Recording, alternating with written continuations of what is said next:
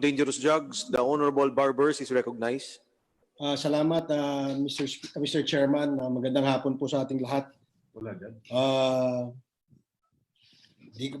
Wala na hong paligoy-ligoy ito, Mr. Chair. At babalikan ko lang ho yung napag-usapan na rin sa Senado tungkol dun sa issue sa BIR. May mga katanungan lang ako. I don't know kung sinong pwedeng sumagot nito. To whom it may concern, no? Does Philhealth withhold tax before the payment is credited to the private hospitals? We'll ask our SVP for fund management po. Sige. Kala ko ikaw ulit sasagot eh.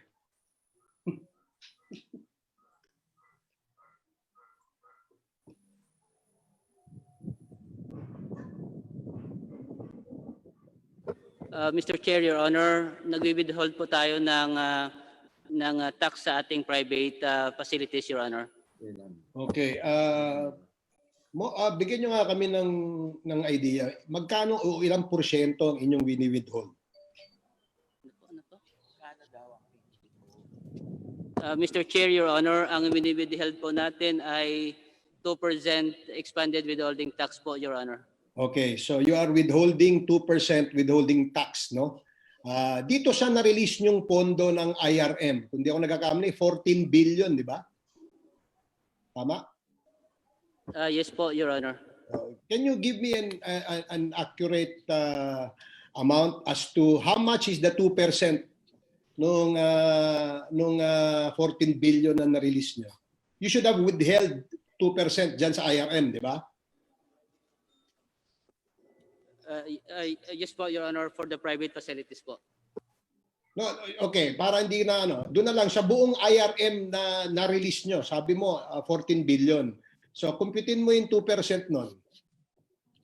So, that's how much? 2.8?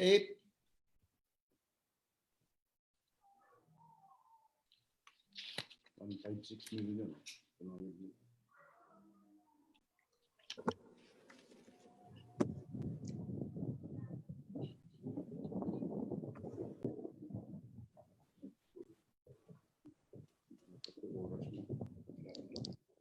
Mr. Chairman, wag niyo isama yung oras na yun, ha?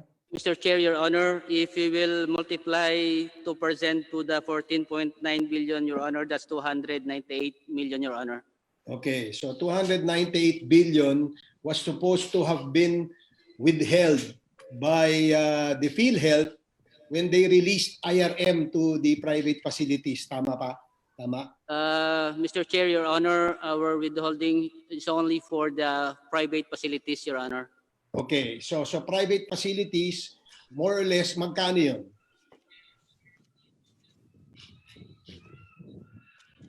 Mr. Chair, Your Honor, the total is 7.8 billion, Your Honor.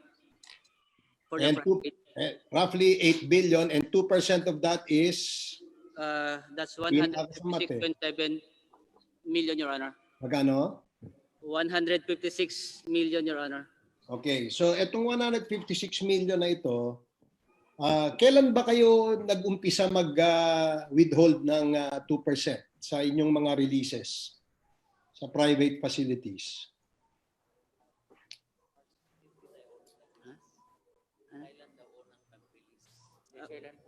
Mr. Chair, Your Honor, nag-release ho tayo ng IRM ng March 23, Your Honor. So since March 23, ang ibig mong sabihin, nagwi-withhold na kayo ng 2%? Mr. Chair, Your Honor, ang neto po ang binagay po natin na pera sa ating mga facilities because yung ating IRM po ay computed net of tax, Your Honor. Hindi, no. Ang tanong ko lang, dun sa nirelease nyo, dun sa private facilities, simple lang naman, di ba? Winidol nyo kamo yung 2%. Sabi mo nga, 156 million yun eh, di ba? Mr. Chair, Your Honor, yung amount kanina po na sinasabi po natin, 156 po, ang that's 2% of the 7.8 billion, Your Honor. So, exactly. Facilities po. That is my question. Sabi mo, Ang sagot mo sa akin, 156 million is the amount that you have supposed to have withheld, no, from the 7.8 billion na nirelease mo sa private facility. Di ba? Yes Wala po. na yung mga net mo eh. Kaya hindi tayo, ako, hindi, mahina ako sa math, Mr. Lim Siaco. Ang tanong ko lang napakasimple eh. Doon sa amount na yung 156 million na winidheld nyo, eh, hindi naman ho ito pumasok sa National Treasury. Ang ibig sabihin, hindi niyo ho winidhold. Di ba? Mr. Chair, Your Honor, nag-remit ho tayo sa Philhealth ng 156 Okay. million ng Saan nyo kinuha yung pera nung winidhold nyo, yung niremit nyo? Saan nyo kinuha? sa Philhealth din po na pondo po natin. Oh, yun na nga eh. That's another, Mr. Chairman, this is another case of malversation. Parang niluto tayo sa sarili nating mantika eh. Unang-una, nirelease nila yung pondo sa private facilities. Dapat nag-withhold na agad sila ng 2% doon. At itong 2% na to, amounting to 156 million, eh dapat pumasok na sa ating National Treasury. Pero hindi nila ginawa yon. So anong ginawa nila to rectify the situation? Philhealth, no, using their funds, their own corporate funds, paid and remitted 156 million. Parang double jeopardy yun, Mr. Chair. So classic example of another malversation. I have here a copy of a memorandum signed by General Morales, Corporate Memorandum 2020-0052, no, na nagsasabi dito, the management in consideration of the tax consultant's advice. Sino yung tax consultant? Na hinihingian nyo ng advice? Mr. Chair, Your Honor, that's Attorney Christina for a while, Mr. Chair.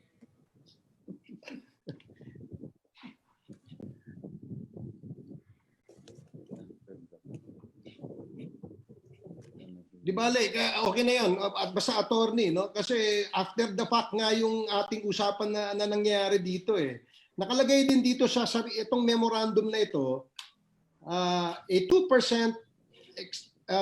expanded withholding tax shall be withheld upon release of the IRM fund and not during liquidation. Because prior to this memo, ang inyong policy ay during liquidation. Nag-release na kayo ng pera, hinintay nyo mag-liquidate bago nyo kukuha na ng withholding tax, which is totally wrong, Mr. Chair. So, I will not anymore belabor this because obviously, meron talagang kalokohan dito lang. I don't know kung saan napunta yung perang yon. Bakit kailangan bayaran ulit ng Philhealth, maglabas ng sariling pera galing sa Philhealth para lang to settle yung at makapag-remit ng withholding tax sa ating national government o sa National Treasury. Nakalagay din dito sa itong the same memo na may sinasabi dito, for those PROs who previously set aside withholding tax or have remitted tax for the liquidations made by HCIs, please reverse the entries made upon deduction of said taxes in your next remittance. So parang if you will try to analyze this memo, this is an attempt to cover up yung kapalpakan na ginawa nila dun sa usapin ng BIR or withholding tax. So, let's move to another topic dahil limitado yung aking oras. But Mr. Lim Siaco, you're supposed to be the one na pinakikinggan dito. Kung nag-hire pa kayo ng tax consultant eh. Anyway, moving on to another topic, Mr. Chair. Ito, I was just, it caught my attention because while reading some documents that I received, itong may nangyari palang insidente noong 2010 sa Accenture Philippines. I think this was already mentioned by Congressman Barsaga in the last hearing. Pero gusto ko lang pong makakuha kasi ng information tungkol dito dahil parang hindi humalinaw sa akin. yung Philhealth Senior Manager for Treasury, Evangeline Racelis, discovered an anomaly in 2010 wherein Accenture Philippines has remitted more than 100 million pesos in PhilHealth contribution of its employees. Pero nakarecord ho sa libro ng PhilHealth na na-receive nila yung payment from Accenture, but in reality, the money did not go into the depository bank of PhilHealth but was found to have been deposited o na-deposit ho ito doon sa Batangas. I think it is a private account, no? If I'm not mistaken. So during that time, nagkaroon ho during this time ang IT Informatics Division Head was Attorney Jojo Del Rosario, hindi pa sa SVP no legal during this time. And I think he was asked by the former president, Mr. Banzon, no, to conduct an investigation. Nandyan ba si Attorney Del Rosario? Mr. Chair? Is Attorney Del Rosario here?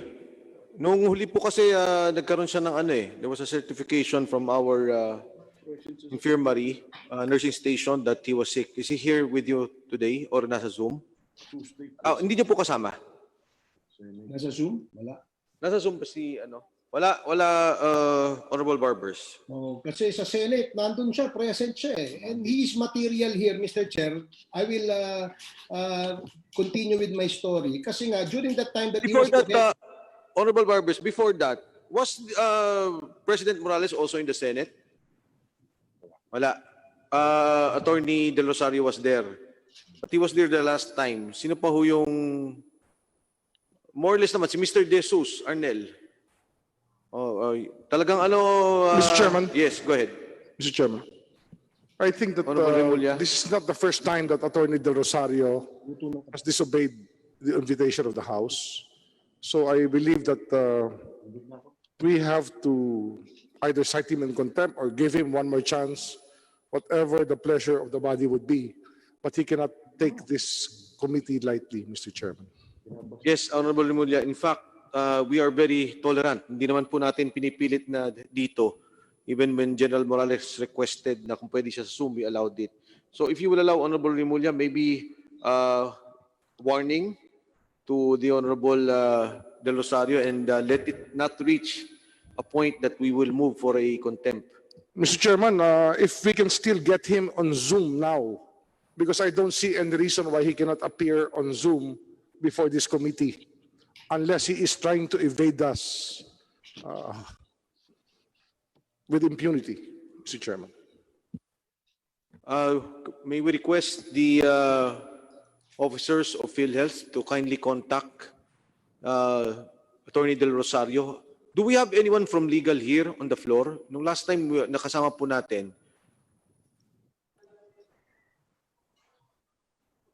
so no one from legal, kahit na representation ng legal department, wala? Kaya nagbabingkong-bingkong yan eh. Puro illegal eh. Legal department. Kindly contact Attorney Del Rosario, anyone from legal, within an hour, lest a contempt motion will be issued by this committee. Honorable Remulla? Yes, Mr. Chairman, it bears mentioning, Mr. Chairman, that many of the problems that we are now tackling and the investigation being conducted is because the legal department of Philhealth was not able or did not do its job in investigating these anomalies early on as part of their job in Philhealth. And now they are trying to evade this committee, which gives me reason to suspect that they may have been involved in the anomalies of Philhealth itself if they are trying to evade answering questions from this committee. Tama po yun, Honorable Remulla, kasi ang usapan nga ngayong hapon, yung mga ospital ang ating ipapatawag. In fact, we have several representatives from the different hospitals who are here na medyo legal po to. Question ng mga kaso, pending cases, arbitration, and so on and so forth. Pero let's give it an hour. Pag wala po within 1 hour, then I will entertain a motion to declare in contempt not only Attorney Del Rosario but the whole legal team of Philhealth. Thank you. Honorable Barbers. Thank you, Mr. Chair. I absolutely agree with Congressman Rimulya in his statement. Kasi lahat ho itong nangyayaring ito could have been prevented if only the legal department and the legal SVP for legal has given his legal opinion on these issues. Mukhang walang opinion eh. Anyway, moving on with the Accenture. So na-discover po yung pera, 100 million na pumasok sa isang bank account doon sa Batangas, no? I believe the Accenture headquarters is somewhere in NCR. It is just surprising na the money was discovered to have been deposited in a bank in Batangas. Metro Bank po ito. So now, during that time, it was Attorney Del Rosario heading the IT Informatics Division. Apparently, sabi niya, conducted an investigation. But up to this time, this is 2010, Mr. Chair, up to this time, wala pa tayong nakikitang report o investigation report coming from Philhealth, no, tungkol dito, because we want to know bakit nangyari yun, sinong dapat kasuhan, sinong involved. And there are stories too, Mr. Chairman, na 2 of the bank personnel of Metro Bank in Batangas was killed. No? I don't know if it's connected, but quite uncanny and unbelievable that merong ganitong instance na kung saan yung mga personnel ng bangko ay namatay, no? Now, Congressman Barbers. yes, Mr. Chair. Yes. Your last question, please. Okay po ba? Mr. Chair, hindi kakaumpisa ko pa lang. Go ahead. Kakaumpisa ko lang. Give me more time. Kakaumpisa ko lang. So, yun nga what I'm trying to establish here, Mr. Chair, na etong the same incident that happened in Balanga, Bataan recently, where money was supposed to have been discovered, deposited as well sa isang bangko sa Bataan. Saan ba yun? But, and was supposed to be the payment of PhilHealth sa Bibron for its services that they rendered. Unfortunately, the money again landed in another private account. So 2010 nangyari ito, 2020 nangyari ito, and 2019 nangyari ito. So it seems that there is some sort of a pattern.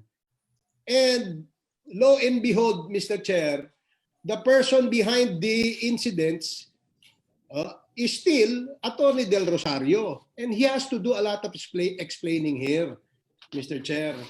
Honorable Vargas. Honorable Barbers, Dr. Pargas will reply. Go ahead. No, Mr. Chair. Yung representative po ng legal namin as a Zoom, Attorney Roger Pocalian. I'm already online. Attorney Jojo is here. Sorry. Attorney De Rosario, kindly reply to the Honorable Barbers. Thank you, Mr. Chairman. Sorry I was late. I'm having some problems with my health condition. But I did not hear the whole speech of Representative Barbers, but I think it pertains to the Accenture. The Accenture mess was discovered in December 5 of 2011. I was designated in the IT department of Philhealth on November 4, 2011. So mga isang buwan pa lang po ako, Mr. Chairman. And this particular modus has been ongoing for, I think, the past 2 years. Immediate 2 years of before I was designated as OIC of the ITMD. So I have nothing. I'm not part of the investigation, but I was one of the witnesses that was called by the ad hoc committee created for the purpose. So I'm not part of the legal during that time then po, no? So I was not part of the investigation or fact-finding committee. So I don't have much knowledge about this, your chairman. Mr. Chairman. I remember, Mr. Chairman, when Attorney Del Rosario was asked in the Senate last Monday, if there was an investigation on this particular issue, and he replied, he said yes, there was an NBI investigation, but I got a word from the NBI, the Anti-Fraud Division, that they were never able to access, or they weren't able to access records from Philhealth during that time when they were conducting an investigation, because Attorney Del Rosario invoked the Data Privacy Act. So there was never a investigation or Mr. a Chairman. report that was made by the NBI. So, Mr. Chairman. Opo. Attorney De Rosario, go ahead, Honorable Barbers. Okay. Kindly finish your okay, statement. balikan natin yung Accenture. Paano na settle yung issue yun? Ano nangyari dun sa pera? Mr. Chairman, I said that there was an investigation by the NBI, but I did not no request from my end, kasi hindi naman po ako yung investigador eh.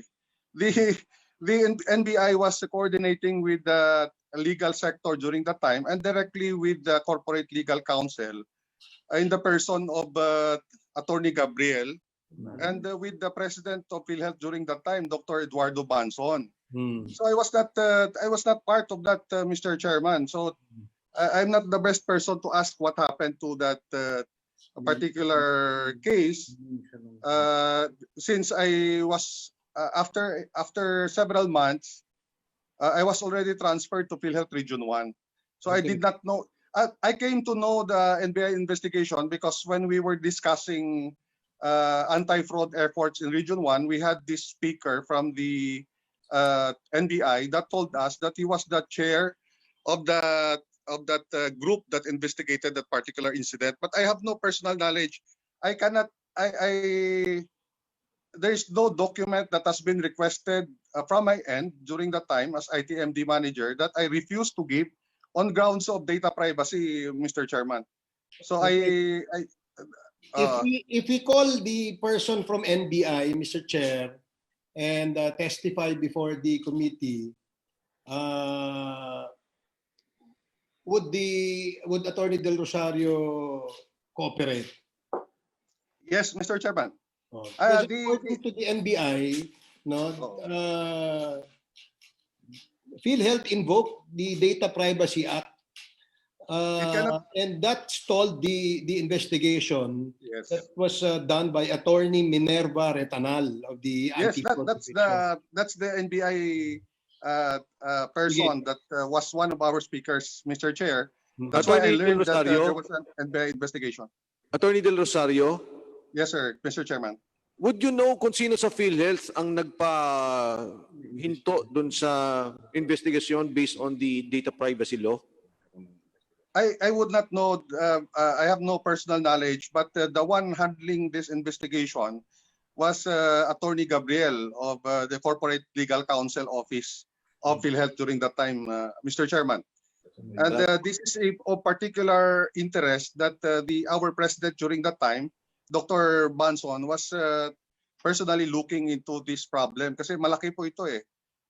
Nag-press conference pa ang PhilHealth about this eh. Yeah, But I have no personal knowledge of what happened, why the investigation was concluded, or as far as I know, the internal investigation resulted to the dismissal of 2 employees.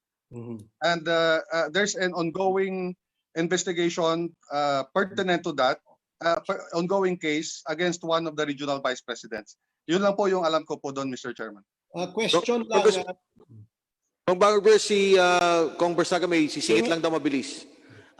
Excuse, Congressman Barbers. Yes, Kasi sir. kung ang laging i-invoke sa paghingi natin ng dokumento dito sa Kongreso ay data privacy law, wala na tayong dokumento na mahihingi in the course of our investigation.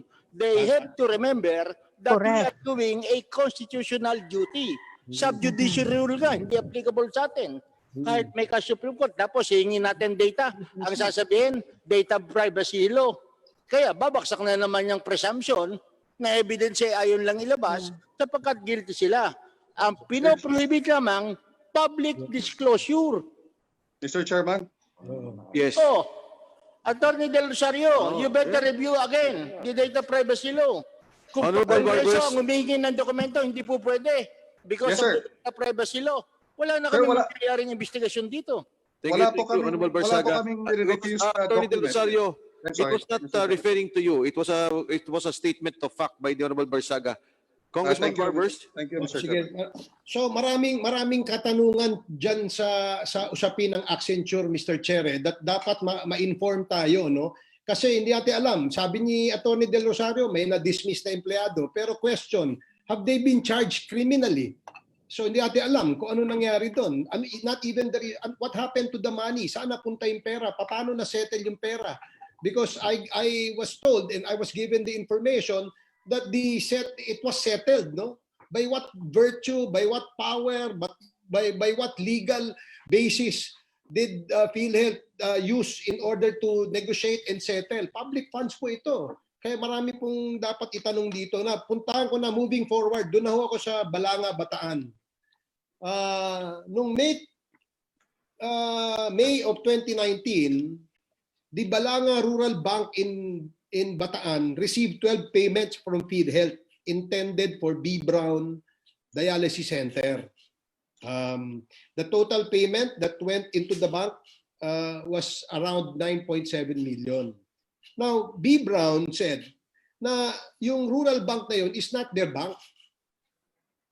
Question, paano ho napunta yung pera ng Philhealth doon sa account na yon na hindi naman bangko nung supposed to being babayar nila ng serbisyo?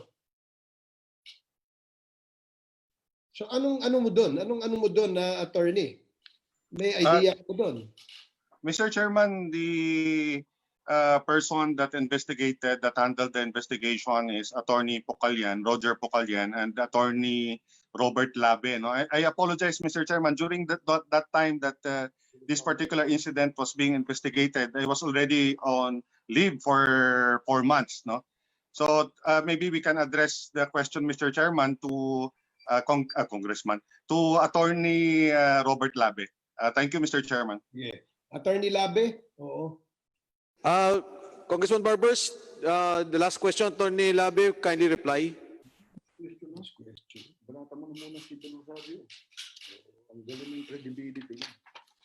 I'm sorry, Honorable Barbers. Mr. Chair, pwede bang mag-interject lang ng kaparaso kay... Habang hinihintay po si Attorney Labe, Deputy Speaker Fernandez. kasi yung tinatanong ni Congressman Barbers about dun sa kaso ng Accenture, na diniscuss ko rin ng nakaraan, na 114 million yung kanilang nawala. Ang alam ko, Mr. Chairman, yung si Mr. Greg Rulyoda, during that time, ng 2012, siya po yung Senior Vice President ng Legal Sector. And at the same time, siya rin po yung, I think, noong 2006, siya yung sa Vice President ng sa Membership and Contribution. Bakit hindi natin tanungin siya? I think siya ang may saka currently, that time... Okay, Deputy Speaker Fernandez, do we have Attorney Lyoda sa Zoom? Andito po. Sige po, pakisagot nga po yung tanong. Sino ba siya? Ayan. So, andito pala, Mr. Chairman. So, can we, Congressman Barbers, you can explore your question siguro. Yung pong sa Accenture, do you have personal knowledge of the issue? Good afternoon, Your Honor.